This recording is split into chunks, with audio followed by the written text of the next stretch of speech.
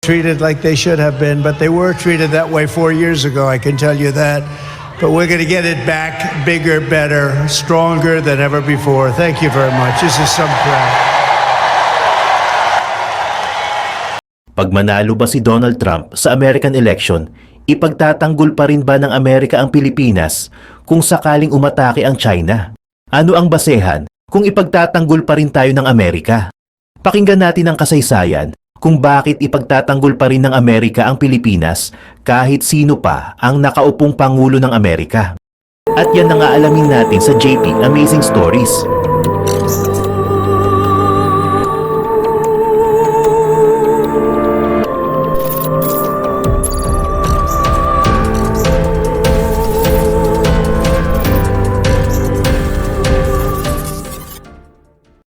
Kamakailan lang, tumindi ang tensyon sa pagitan ng China at Pilipinas. Isang barkong Pinoy na nagdadala ng supply papunta sa isang military outpost sa Yunchen Shoal o Second Thomas Shoal sa Spratly Islands ay sandaling bumangga sa isang barko ng Chinese Coast Guard na nagtatangkang harangin ang kanilang daan. Agad na inakusahan ng mga autoridad ng Pilipinas ang barko ng China ng mapanganib na pagharang na nagresulta sa banggaan. Sinisisi naman ng mga autoridad ng China ang Filipino ship na kanilang sinasabing illegal na pumasok sa bahagi ng South China Sea na pag-aari ng China. Pero ayon sa international law, ang shoal na ito ay pag-aari ng Pilipinas. Ang Yunchen Shoal ay may nakalubog na barko mula pa noong World War II na tinawag na BRP Sierra Madre na sinadya ng Pilipinas na ilagay doon noong 1999 para harangin ang paglawak ng China sa lugar.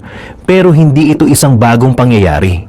Matagal na ang komprontasyon sa pagitan ng Manila at Beijing tungkol sa mga shoal sa South China Sea.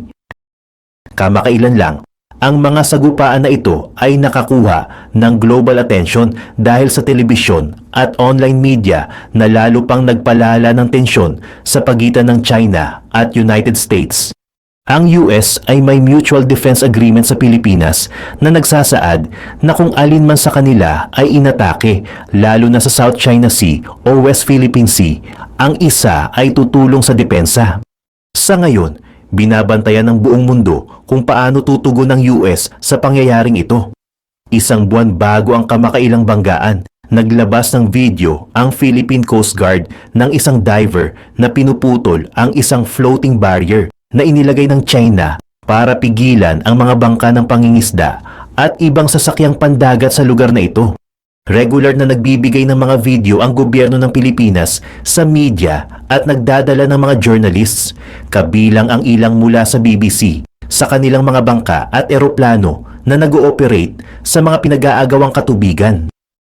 Itinuturing ng China ang mga aksyon na ito bilang bahagi ng sinadyang kampanya ng Pilipinas para ipakita ang mga agresibong interaksyon na matagal nang nagaganap sa South China Sea na sumasaklaw sa halos 2.1 million square kilometers.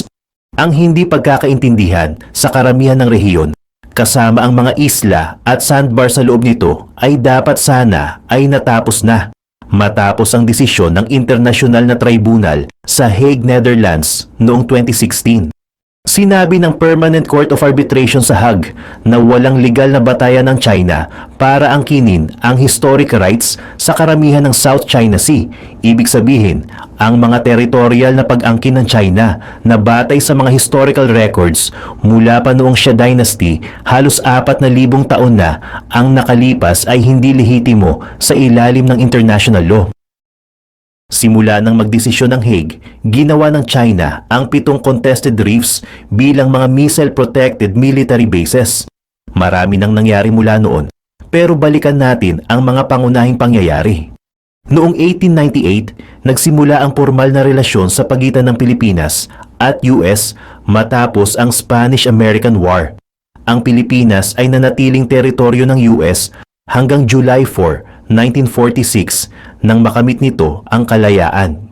Ang US ay nagpanatili ng presensya militar sa Pilipinas at noong 1990, matapos mag-expire ang kasunduan sa mga base, ibinalik ang kontrol ng Clark Air Base at Subic Bay Naval Station sa Manila.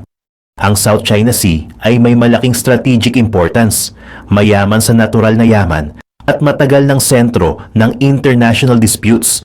Ang teritorial na alitan dito ay dahil sa mga historical rights at pagkuha ng mga likas na yaman tulad ng langis at natural gas.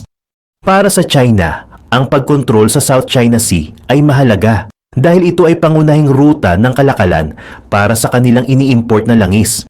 Sa oras ng digmaan, ang US Navy ay maaaring makahadlang sa ekonomiya ng China.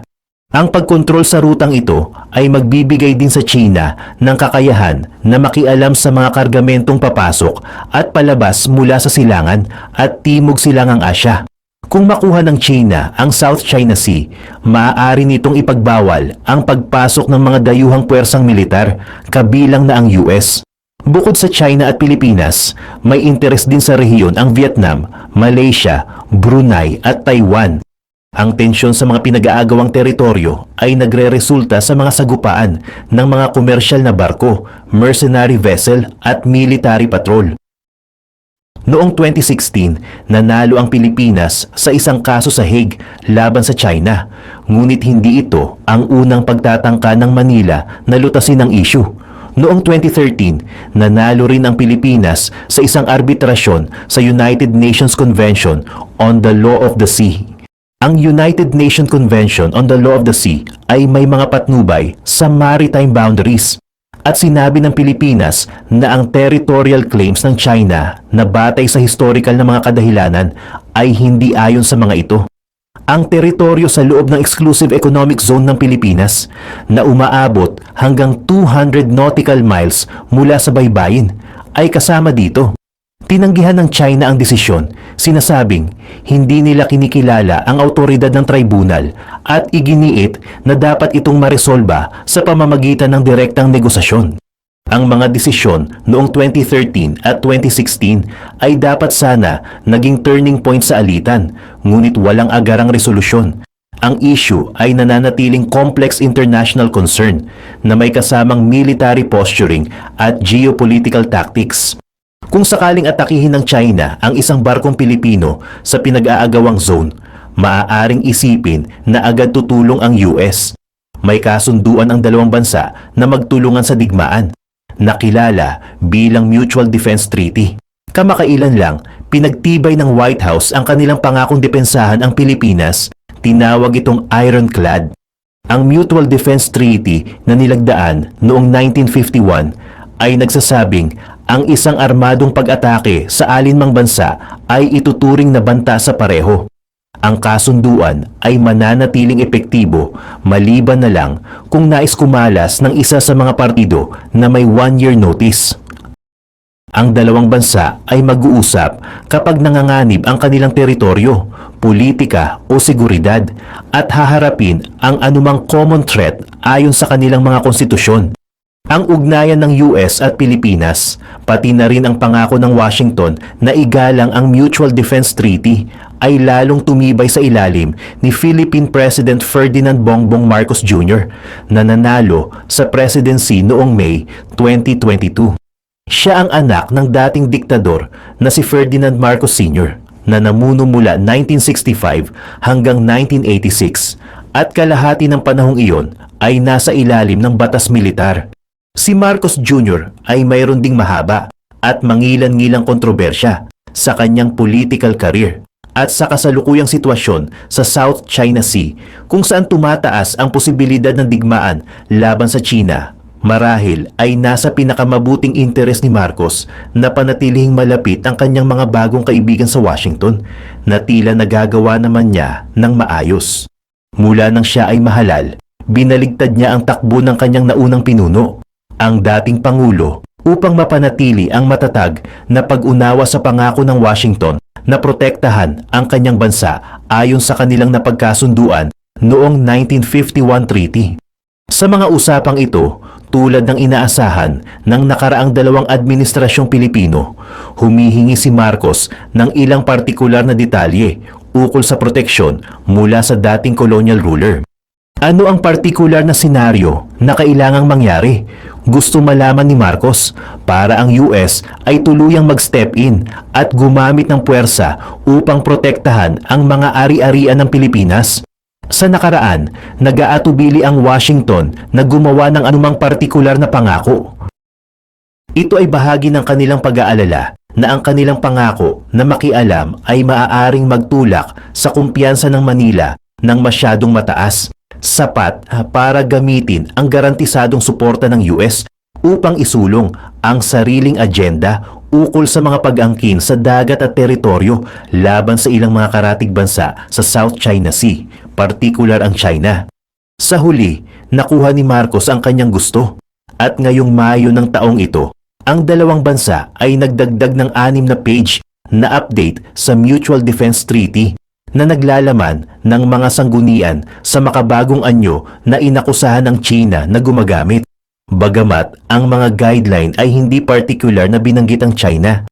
Bukod dito, malinaw na pinagtibay ng mga guideline na ang isang armadong pag-atake laban sa anumang bansa kahit saan sa Pacific, kabilang ang kahit saan sa South China Sea, laban sa anumang pampublikong sasakyang pandagat, sasakyang panghimpapawid o ari-arian ng puwersang militar na pag-aari ng Pilipinas, kasama na ang kanilang Coast Guard, ay tiyak na magpapakilos sa pangako ng US sa mutual defense ayon sa nakasaad sa Article 4 at 5 ng 195 MDMDT.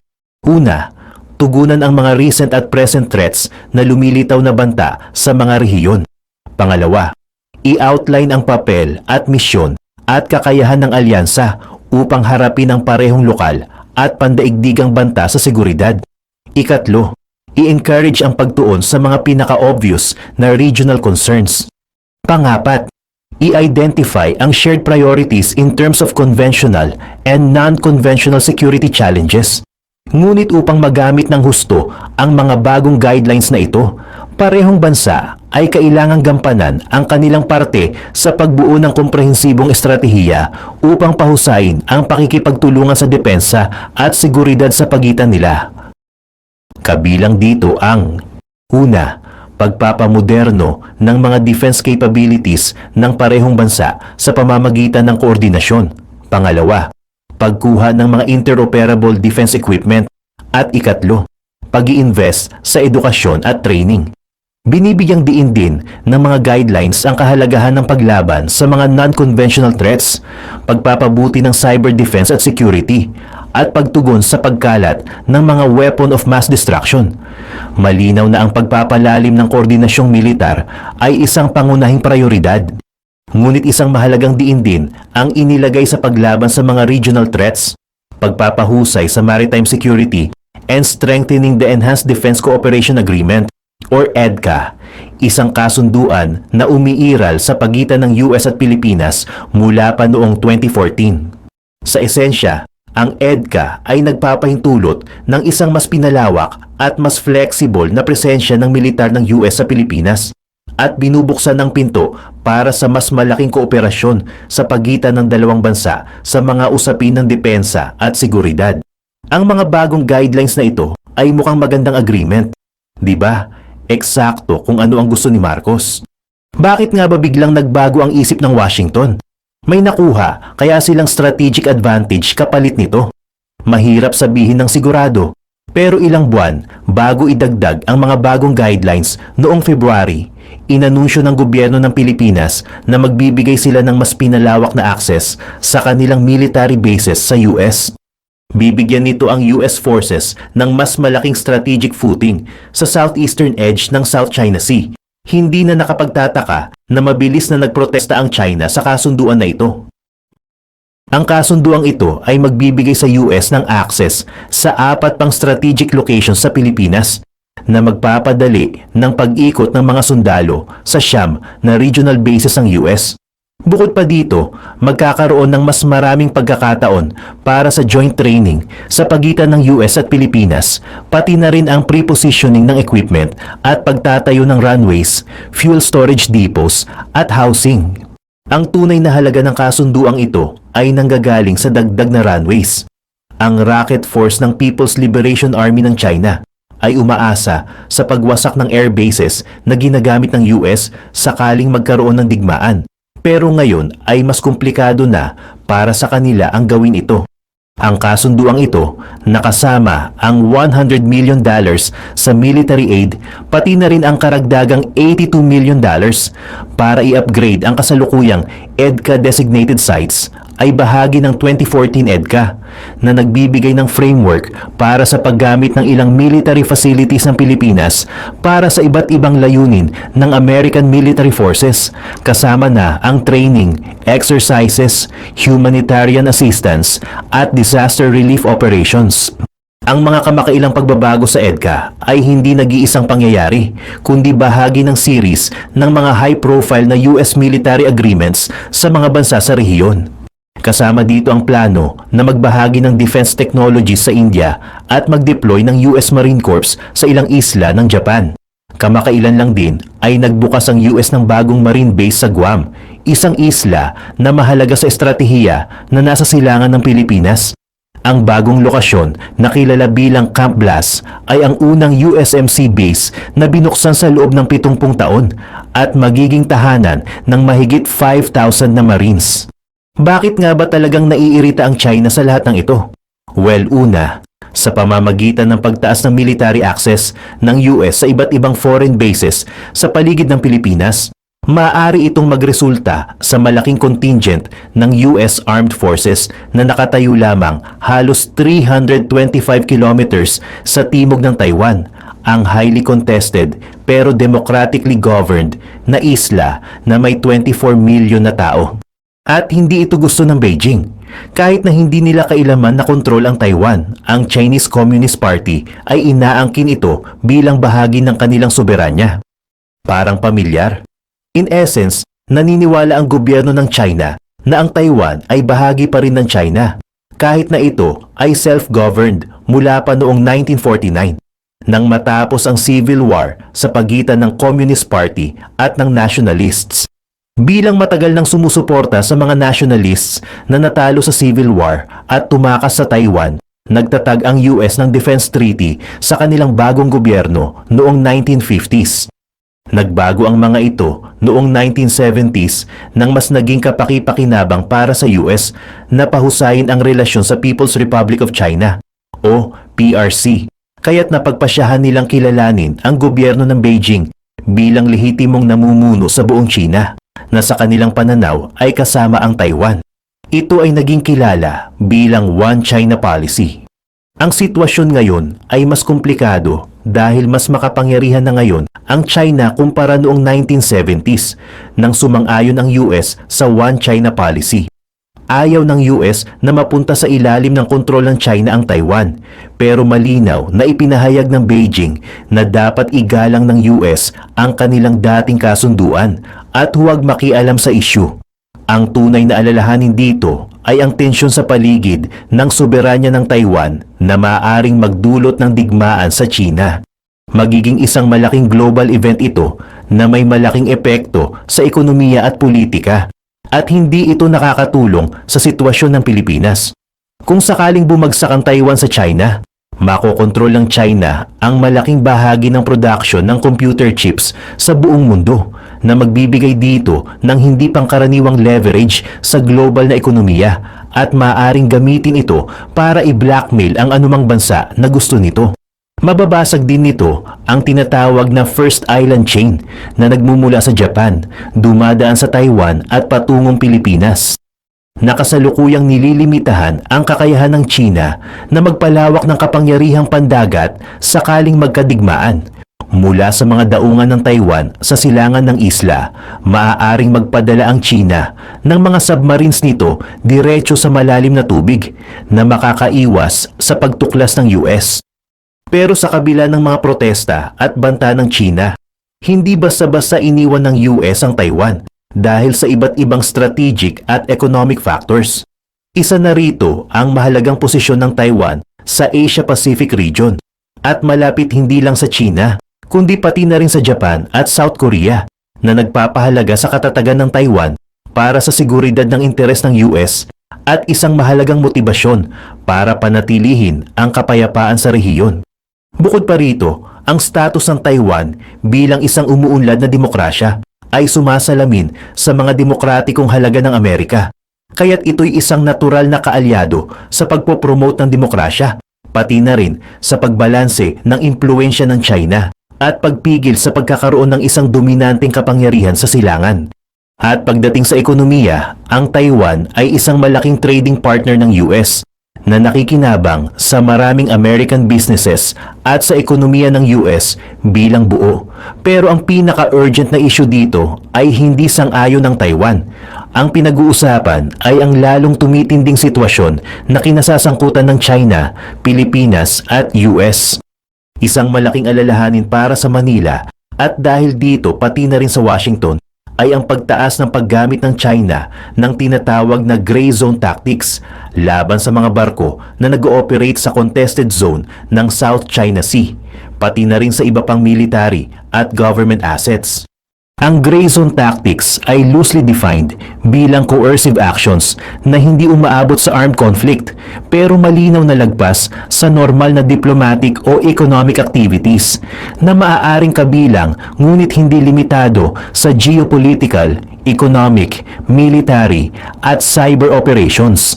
At hindi nahihiya ang China na gamitin ang mga mapalinlang na galaw na ito para isulong ang domestic, economic, foreign policy at security objectives nito. Sila ay tinatawag na gray zone tactics sa magandang dahilan dahil wala pang kasunduan sa mga US government officials, expert at academic kung alin sa mga unconventional maneuvers ng China ang nagpapakita ng pinakamatinding banta sa US at mga kaalyado nito. Pinapalala pa ng issue ang karaniwang pananaw mula sa Manila na ang mga gray zone activities na ito ay natural na pagpapalawak lamang ng kapangyarihan ng mga bansa, parehong historically at sa mga nagdaang dekada.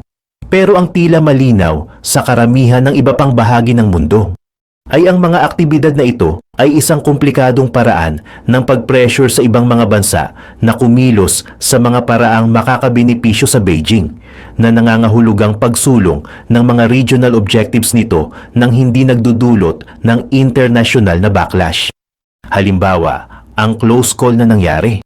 Ilang buwan na ang nakalipas ng akusahan ng US ang isang barko ng Chinese Navy ng intentionally dangerous maneuver malapit sa isang American destroyer na dumadaan sa contested Taiwan Strait.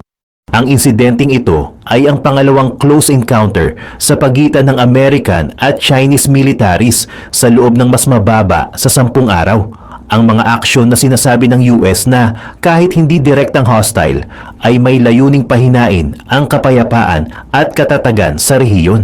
Ang definisyon ng kung ano ang maaring ituring na gray zone tactic ay medyo malawak, pero ilan sa mga overarching trends na naobserbahan ay kasama ang una, mga batas at regulasyon na maaaring magbigay daan sa Beijing na kontrolin ang mga non-governmental personnel at assets.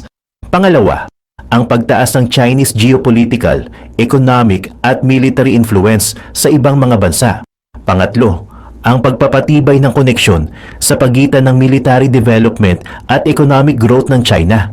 Pang-apat, ang integrasyon ng military at paramilitary forces na nag-ooperate sa teatro.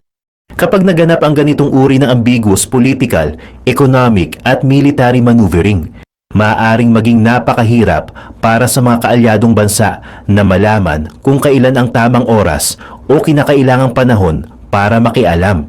Malinaw na sinusubukan ng Beijing na subukan hindi lang ang katatagan ng Manila, kundi pati na rin ang kakayahan at ang kahandaan ng Washington na ipagtanggol ang isa sa mga international partners nito.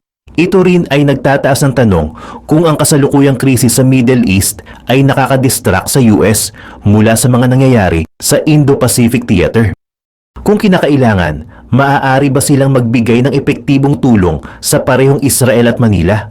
May malinaw na pakiramdam ng pag-atake kapag tinitingnan natin ang nangyayari sa South China Sea. Pero ano nga ba talaga ang nangyayari at paano ito mapipigilan? Sa ganitong kaso, kapag may matagal ng partnership sa pagitan ng dalawang bansa, tulad ng US at Pilipinas, darating ang panahon na kailangang tumayo ang isa para sa depensa ng isa. At kung magpapatuloy ang mga pangyayari sa kasalukuyang takbo, maaaring mas maaga pa kaysa inaasahan ang panahong iyon. Pero ano sa tingin nyo? Kung sakaling magkaroon ng marahas na maritime conflict sa pagitan ng Chinese at Filipino Coast Guards, obligado ba ang US na makialam? Ito si Xi Jinping. Sa kanyang pagkakakumpirma bilang sekretary ng Chinese Communist Party para sa paparating na ikatlong termino, nalampasan niya ang 40 years limitation and restrictions. Ginagawa siyang pinakamakapangyarihang leader mula sa tagapagtatag ng komunistang China, si Mao Zedong. Sa pagbali sa tradisyon, binago ni Xi ang kasabihan ni Deng na itago ang iyong lakas, hintayin ang tamang oras, at pinalitan ito ng pagpapakita ng lakas at tapang sa pananalita. Sa ganitong paraan, pinamumunuan niya ang China at ang mundo in uncharted territory. Mula sa isyu ng South China Sea hanggang sa Hong Kong, malaki ang binago ni Xi sa patakaran ng tuloy-tuloy na pag-angat ng China na nagdudulot ng new era of tension sa buong mundo. Ang patuloy na lumalalang relasyon sa mga administrasyon ng US, pagbabawal sa pag-export ng teknolohiya, at ang tumataas na pandaigdigang pagkondena sa mga paglabag sa karapatang pantao sa Xinjiang. At ang pagkawala ng isang bansa, dalawang sistema sa Hong Kong at ang epekto nito sa Taiwan ay kritikal para sa susunod na 10 taon ni Xi. Sa maraming aspeto, 4 na pangunahing lugar ang dapat bigyan ng malaking pansin. Una, ang panloob na politika ng China at ang walang oposisyon na kontrol ni Xi. Pangalawa, ang mga ugnayang panlabas at ang nagiging hindi magandang relasyon ng China at ng US. Military affairs at ang pagpapabilis at pagpapalakas ng People's Liberation Army. At panghuli, ang paghahangad ng technological independency sa military field. Sa 20th Congress ng Chinese Communist Party, ang CCP, muling nahalal si Xi Jinping para sa ikatlong sunod-sunod na termino. Malaking bagay ito. Nagtatapos ito ng mahigit 46 na taon ng mga reformang pampulitika sa loob ng CCP. Sinimulan noong 1976, kasabay ng kamatayan ni Mao, ang espiritual na ama ng modernong China. Ginamit ni Deng Xiaoping ang kanyang impluensyang pampulitika upang maisama ang dalawang sunod-sunod na termino sa konstitusyon ng CCP. Ang layunin, iwasan ang era ni Mao, cult personality at karahasan sa politika. Sa loob ng mahigit 40 na taon, tiniyak ng patakaran na ito na ang iba't ibang ideolohikal na mga fraction ay maaaring magkasama sa loob ng partido at makahanap ng kanilang daan sa kapangyarihan. Nagdadala ng mga bagong ideya at pinipigilan ang sobrang konsentrasyon ng kapangyarihan, ang tinatawag na demokratikong diktadura. Sa kanyang ikatlong termino, tuluyan nang itinapon ni Xi ang politikal na pamana ni Deng at ang demokratikong tira nito, pinagtibay ang kanyang sariling personal na kapangyarihan, epektibong muling nag-uugnay sa mga paraan ng tagapagtatag ng PRC, si Mao Zedong.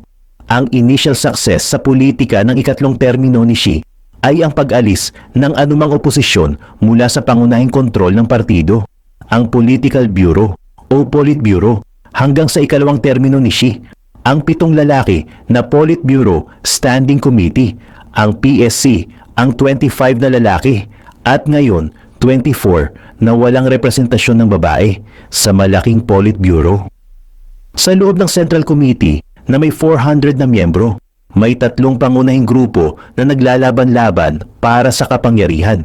Ang mga ito ay konektado sa mga bigating personalidad sa Communist Party. Una, ang grupong tinatawag na Zhejiang Army na buong pusong sumusuporta kay Xi. Pangalawa, ang Shanghai Gang na malapit sa dating Secretary Jiang Zemin. At pangatlo, ang Town Pai Faction na malapit kay Hu Jintao, ang sinundan ni Xi bilang leader. Dahil dito, balanse ang kapangyarihan ng kalihim. Halimbawa, isang sikat na politiko tulad ni Li Keqiang na ang protege ay naglingkod bilang premier sa ilalim ng unang at ikalawang termino ni Xi at ang pangalawang pinakamataas na miyembro sa loob ng PSC. Sa kasalukuyan, dahil sa mga patakaran na naglalayong labanan ang korupsyon, halos wala na si Jiang at ang kanyang mga kasamahan sa mga mataas na posisyon. Ang malawak na kontrol ni Xi sa partido at sa estado ay nagtapos sa 40 na taon ng sistema ng mga fraksyon at nagtipon ng lahat ng kapangyarihan sa kanya. Tulad ng sinasabi ng charter ng partido, sa lipunan at mga paaralan, sa Hilaga, Timog, Silangan at Kanluran, ang partido o mas tama, si Xi ang namumuno sa lahat. Ang kawalan ng mga boses ng oposisyon sa loob ng China ay maaaring isa sa mga dahilan ng patuloy na pagiging agresibo nito sa internasyonal. Ang pagpapalakas ng militar sa South China Sea, ang mga alitan sa teritoryo sa India, mga bansa sa Timog Silangang Asya, Japan at Korea, at ang paghigpit sa Xinjiang at Hong Kong, at ang sumunod na paglabag sa isang bansa, dalawang sistema, ay lahat ng halimbawa ng agresibong patakaran ni Xi sa labas ng bansa. Pero ano kaya ang mangyayari sa hinaharap? Bagamat mas matapang na ang foreign policy ni Xi, hindi pa handa ang China para sa isang buong kumprontasyon sa West. Ngunit, mabilis na inihahanda ni Xi ang bansa para dito. May bagong milestone na binanggit ni Xi sa opening speech ng 20th Congress na nagpapakita ng short-term strategy ng 2027. Ang taong ito, hindi lamang nagmamarka ng katapusan ng ikatlong termino ni Xi, posibleng simula rin ng kanyang ikaapat, ngunit ito rin ang sentenaryo ng PLA. Ayon kay Xi, ang 2027 ay magpapausad sa layunin ng China na itaas ang kalidad ng kanilang armed forces sa world-class standards. Ang malinaw na tatanggap nito ay ang Amerika na walang pagtatalo na kinakatawan ang global military benchmark. Ngunit, hindi ito dapat makita bilang pagtangkang gayahin ng China ang military capabilities ng US. Sa halip, gusto nilang magkaroon ng kapareho o mas mahusay na puwersa sa kanilang sariling lugar ng interes. Hindi kailangan ng China ang global force projection na meron ng Amerika. Mas interesado ito sa kanyang immediate surroundings, mula sa proteksyon ng mga border areas tulad ng Tibet, Xinjiang at ang South at East China Seas hanggang sa posibleng mas agad ang reunification sa Taiwan. Ang huling ito ay malapit na nauugnay sa ibang bahagi ng talumpati ni Xi kung saan sinabi niya sa regular na pag-deploy ng ating military forces sa iba't ibang paraan. Ito ay magbibigay daan sa atin na bumuo ng ating security posture, mag-deter at mag-manage ng mga krisis at mga conflict at manalo sa mga lokal na gera. Tungkol sa Taiwan, hindi na ito magiging mas lokal pa. Interesante rin itong basahin sa liwanag ng kumpiyansa ng China na manalo sa mga lokal na gera laban sa US. Sa 2022 Taiwan White Paper, mababasa natin kung paano kaagad matapos itatag ang PRC, nanalo ang China at ang kanyang mga tao sa isang malakas na tagumpay sa gera upang labanan ang agresyon ng US at tulungan ng Korea noong 1950s hanggang 1953. Tinalo namin ang isang malakas at maarmas na kaaway sa pamamagitan ng kagitingan at katatagan. Ang tila isang historical reference lamang sa Korean War ay tila nagpapahiwatig kung paano naniniwala ang China na kaya nitong manalo sa isang malapit na giyera laban sa Amerika. Kung nagawa ng China ito noon, kung kailan ito ay galing pa lamang sa Civil War at hindi gaanong kahusay ang kagamitan, paano pa kaya ngayon na halos world-class na ang kanyang military? Realistically speaking, ang mas maikling logistical lines at minimal force projection ay malaki ang maitutulong sa China para matagumpay na ma-invade ang Taiwan kahit na nasa gitna ito ng konfrontasyon sa US. Ang malinaw ay pinapabilis ni Xi ang modernisasyon ng PLA. Tulad ng nabanggit na, itinakda niya ang 2027 bilang taon kung kailan ang PLA ay magiging mas malapit sa pagiging isang world-class force. Pero paano dapat maisakatuparan ang layuning ito? Isang tagapagsalita ng Ministry of National Defense, si Ren Guocheng, ay naglarawan ng sumusunod na 4 na elemento bilang mahahalagang milestones sa pag-abot ng tagumpay na ito. Iba-iba ang mga ito mula sa AI hanggang sa modernisasyon ng doktrina. Ngunit, 2 pangunahing puntos ang makakatulong sa ating analysis.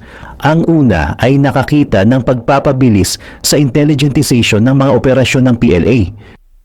Ang intelligentization ay nakikita bilang ang integrasyon ng artificial intelligence at kaugnay na teknolohiya sa operational capabilities ng PLA.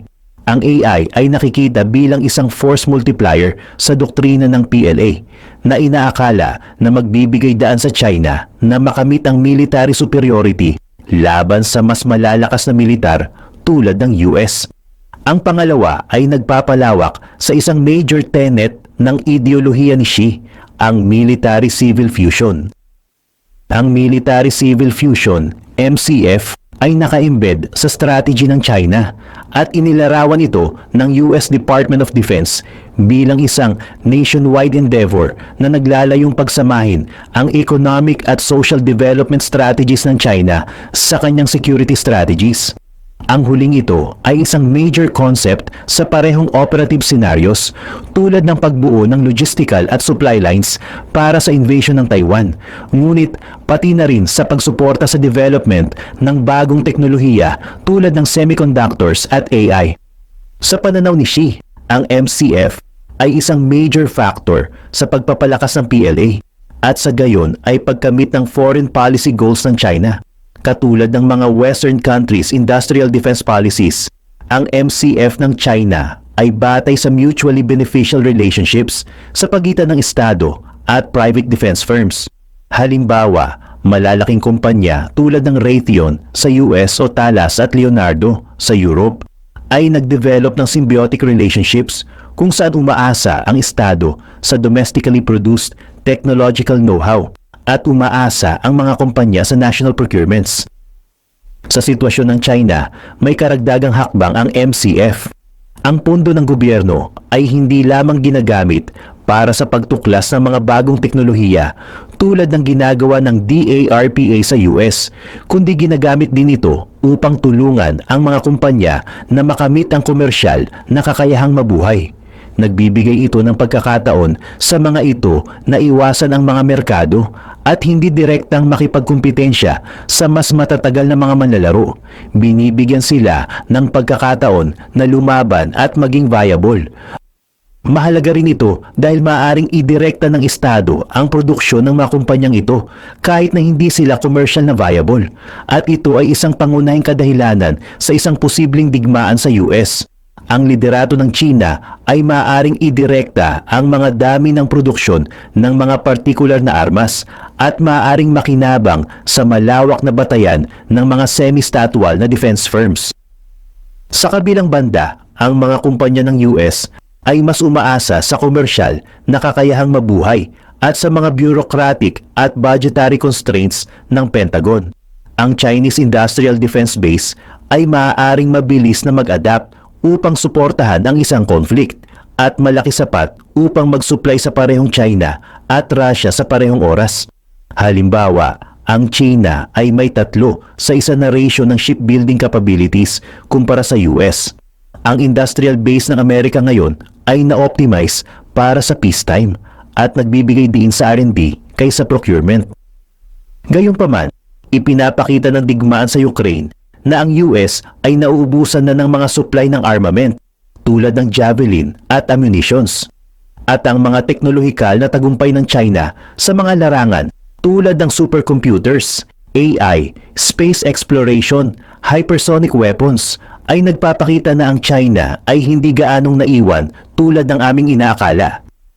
Ang katutubong inobasyon ay isang pangunahing hakbang sa harap ng isang posibleng paghaharap sa Washington dahil ginagawang posible nito para sa mga sandatahang lakas ng China na bawasan ang kanilang pagdepende sa dayuhang teknolohiya. Ito ay dahil sa 2 dahilan. Una, ang pagpapalit ng mga dayuhang parte sa mga domestically produced ones ay medyo madaling makamit sa kasalukuyang manufacturing capabilities ng China. Ang mahabang pagdevelop ng mga weapon systems ay nangangahulugan na ang mga state-of-the-art technologies ay bihirang ginagamit.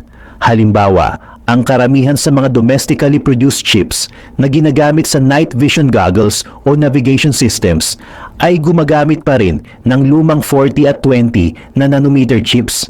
Para sa paghahambing, ang modernong Apple computers ay gumagamit ng isang 5 na nanometer architecture.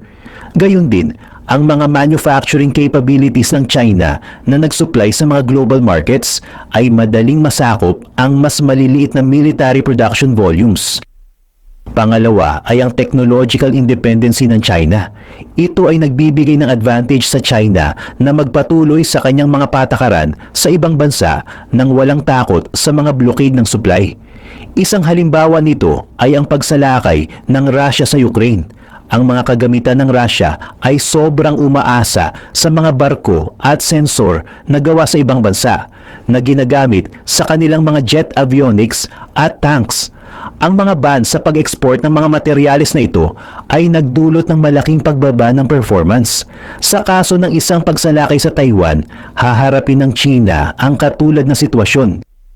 Sa harap ng mga sanction at export bans, ang technological independency ay nagbibigay kalayaan kay Xi na ituloy ang kanyang assertive na mga layunin sa foreign policy kahit na hindi sumasang-ayon ang international community. Sa susunod na dekada, dapat nating asahan ang pag-accelerate sa development ng domestic military technology ng China. Ipinakita na ng China sa mundo na kaya niyang makamit ang ganitong independency ng mabilis at may kahangahangang resulta. Isang malaking halimbawa ay ang development ng JM5400 GPU na ginagamit sa mga drone at eroplano ng PLA na simula noong 2018 pinalitan ng gawa sa Canada na M9 GPU. Ang isa pang halimbawa ay ang mga supercomputer na ginagamit sa pagdevelop at testing ng mga bagong teknolohiya tulad ng hypersonic missiles at bagong wing design. Noong 2015, itinigil ng administrasyon ni Obama ang pag-export ng Intel Xeon 5 processors sa China. At isang taon lang pagkatapos, noong 2016, ang Military Jiangnan Institute of Computing Technology sa pakikipagtulungan sa Semiconductor Manufacturing International Corporation o SMIC natapos ang Indigenous Sunway Taihu Light na sandali ang nagkaroon ng titulo bilang pinakamabilis na supercomputer sa mundo. Sa susunod na 10 taon, dapat nating asahan ang mas malakas na push patungo sa teknolohikal na independensya sa China na layunin ni Xi na gawing SNT powerhouse. Maraming pagbabago ang mangyayari sa China sa susunod na 10 taon. Ang pangunahing trend ay na magagawa ng China ang isang bagong teknolohiya. Makakakita tayo ng higit pang push upang mabawasan ang independensya ng bansa sa mga teknolohiya at produkto mula sa ibang bansa, pagpapalakas ng kakayahan ng kanyang mga sandatahang lakas at mas independent na foreign policy. Dapat din nating asahan ang mas combative na rhetoric sa US tungkol sa mga issue tulad ng Taiwan, Hong Kong at Xinjiang